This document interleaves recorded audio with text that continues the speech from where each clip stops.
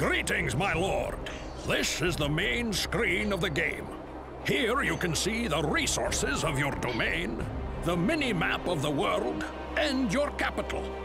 From here you can also open the research window, the spell book, enter your capital, and command your troops. In the city view, you can rename your city, switch between them, and select which buildings to construct and which units to recruit. To construct a building, choose one from the list of buildings and point to a hex where you wish to construct it. Remember that you may construct buildings only inside your city's boundaries, and that construction is possible only if you have enough resources, sufficient population, and a suitable free hex.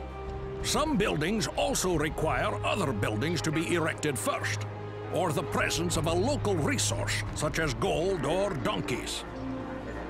In order to hire a unit, you must first have built the requisite structures, and you must possess sufficient resources.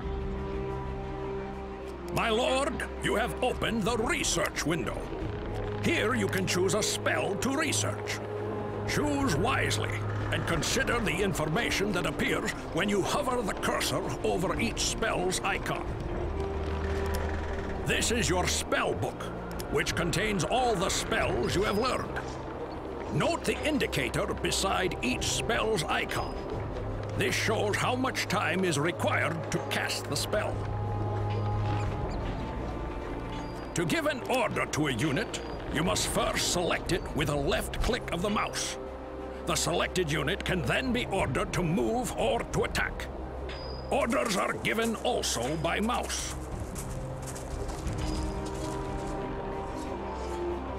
You may finish your turn by pressing the End Turn button at the bottom of the screen, or simply by pressing the Enter key.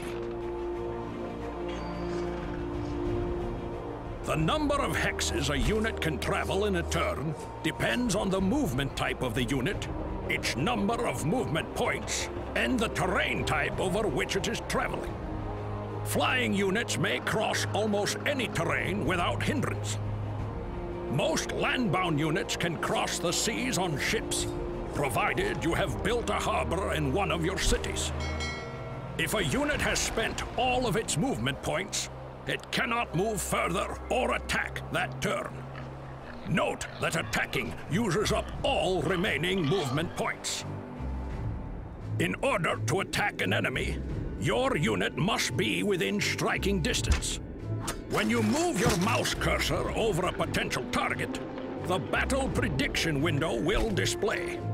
This allows you to consider the probable outcome of the attack.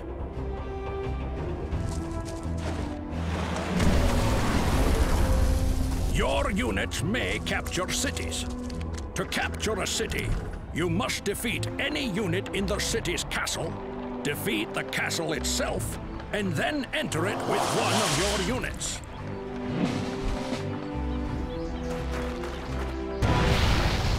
My lord, you have received the first humble request for your assistance. You may agree to grant it, or you may refuse. But do consider who is asking.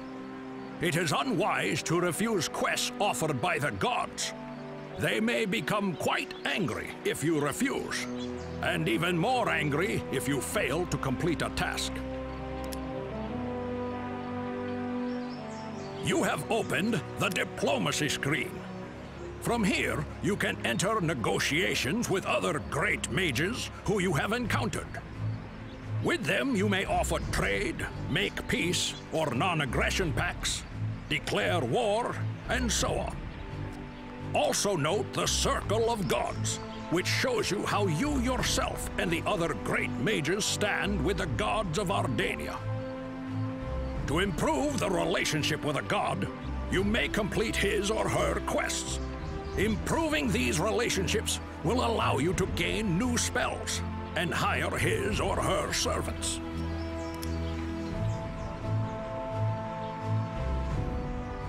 Your units can explore new territories, raise enemy buildings in the lairs of terrifying monsters, and gather loot from lost trade caravans and wrecked trade ships.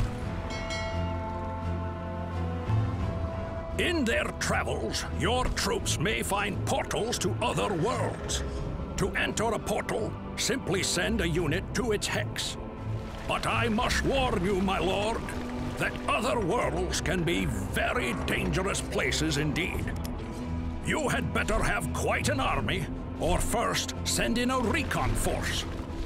I would recommend a low-level unit, or even the summoned troop. Someone that won't be sorely missed.